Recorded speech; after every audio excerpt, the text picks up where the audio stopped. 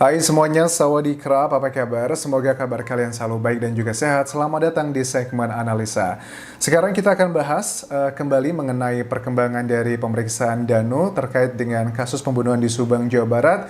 Ini kalau aku ngebahas Danu, ini agak salah satu topik yang ngeri-ngeri sedap nih. Karena Danu ini harus diakui ya, punya banyak fans sekarang di di media massa begitu. Tapi sekali lagi teman-teman, pada saat aku membahas Danu atau siapapun itu, tidak ada hal-hal yang menunjukkan aku suka atau tidak suka, sama sekali tidak. Aku yakin kok teman-teman yang sering menonton video analisaku secara utuh, kalian sudah tahu lah pada saat aku mengatakan A, B, C ataupun D, itu semua ada dasarnya, itu semua ada sumber-sumber beritanya.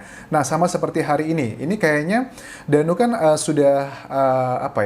selesai melakukan pemeriksaan di paling tidak di bulan November ini. Danu ini sepertinya sudah 4 kali ya melakukan pemeriksaan untuk melengkapi berita acara pemeriksaan. Correct me if I'm wrong, yang pertama di bulan ini adalah di hari Kamis lalu, itu Danu beserta Yoris diperiksa. Kedua adalah di hari Jumat, dan ketiga adalah di hari Senin, dan keempat di hari Selasa ini juga sama dilakukan pemeriksaan ke Danu kembali.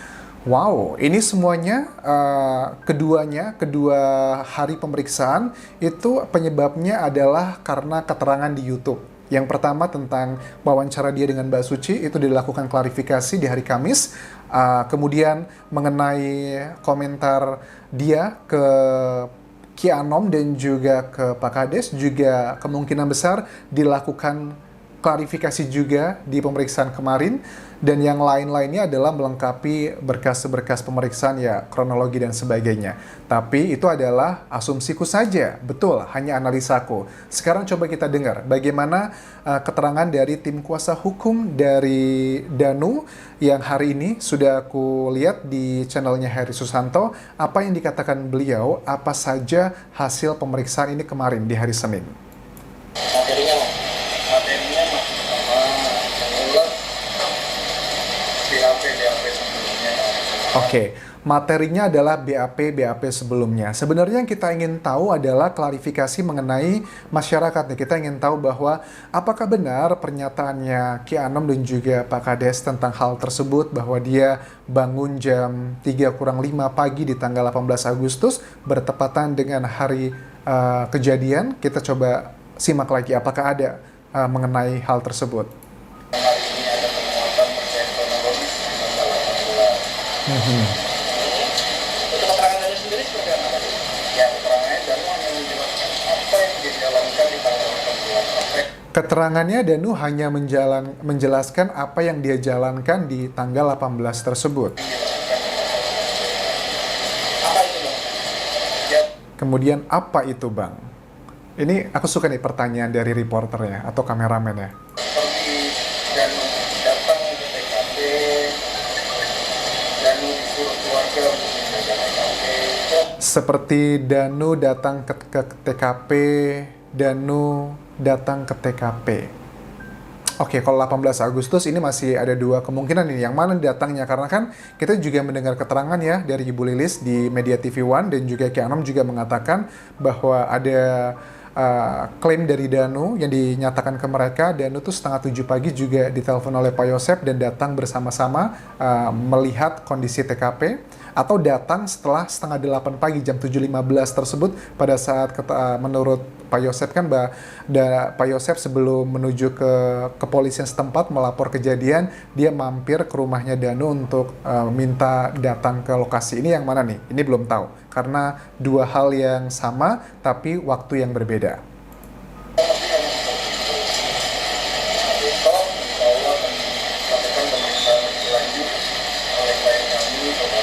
Oke, besok akan dilakukan pemeriksaan oleh klien kami lebih lanjut. Jadi kalau besok tuh hari ini ya, karena kan ini beritanya kemarin begitu. Oke, jadi 4 kali berturut-turut selama hari kerja ya, Danu diperiksa oleh tim penyidik. Hari ini selesai.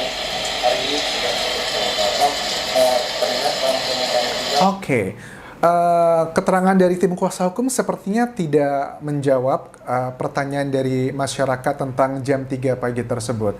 Tapi kalau kalian juga masih ingat, sebenarnya di keterangan channelnya Mbak Suci pada 30 Oktober 2021 pada saat berita ini sudah muncul, salah satu tim kuasa hukum juga ini ya sempat ngomong bahwa Danu memang sudah memastikan menurut keterangan Danu di tanggal 18 Agustus tersebut dia tidak keluar kok, cuma tidur di rumah. Nah, mungkin ini menjadi salah satu alasan kenapa orang tua Danu kan kita saksikan juga di sini ya, namanya kalau nggak salah Ibu Ida ya, Waida gitu ya. Dan juga ada bapaknya di sini juga dilakukan pemeriksaan. Memang tim kuasa hukum tidak mengatakan ini ada pemeriksaan. Kenapa kok orang tua juga diundang?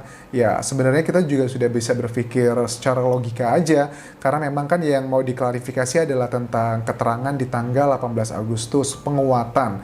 Dan apakah benar Danu itu keluar atau tidak malam hari itu. Makanya orang tua Danu juga diundang. Dan kita juga masih ingat pada saat Waida atau Ibu Ida juga kan ada interview ya di channelnya Poppy pada saat Danu yang diinterview, tapi ada suara beliau masuk juga. Di situ menegaskan bahwa Danu tidak keluar kemana-mana gitu kan ya. Bahkan Danu juga mengatakan di wawancaranya Mbak Poppy kan pada saat mau tidur itu juga sempat main TikTok dan sebagainya, tapi tidak ada perkataan bahwa Danu itu bangun jam 3 kurang 5 untuk mencari nasi goreng begitu. Ini ya seperti aku bilang tadi ya, bisa menjadi kunci emas ataupun juga bumerang gitu bagi Danu. Ada beberapa teman-teman yang bilang begini, Anjas, kenapa kamu kok membahasnya Danu ini? Itu kan yang ngomong bahwa Danu keluar jam 3 itu kan bukan Danu ngomong secara langsung, tapi yang ngomong adalah Ki Anom kemudian diaminkan oleh Pak Kades. Betul sekali.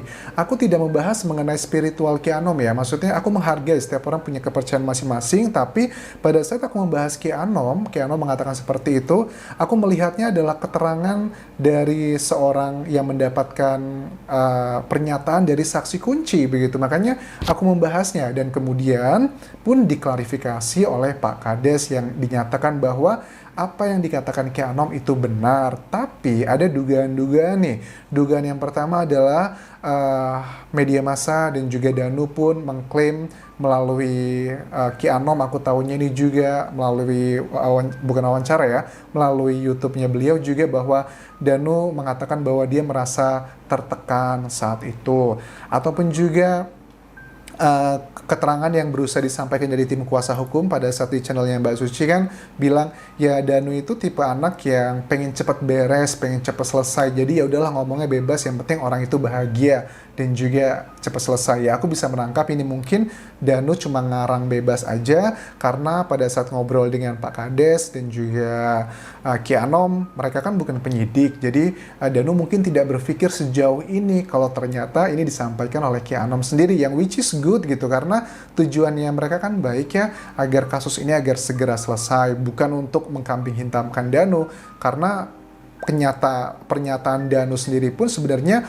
bukanlah pernyataan yang bisa menyerang dirinya, karena kan pernyataannya dia melihat dua orang di jam 3 pagi yang notabene itu adalah detik-detik menjelang eksekusinya almarhumah Amel, karena Amel kan meninggal dunia berdasarkan otopsi yang pertama itu adalah di jam 3:30 waktu Indonesia Barat, bisa lebih 10 menit atau 10 kurang 10 menit lah, dalam hitungan menit sih, karena kalau untuk hasil otopsi tingkat errornya tidak terlalu tinggi, paling ya 2% atau maksimal 5% ya untuk perbedaan waktunya sendiri.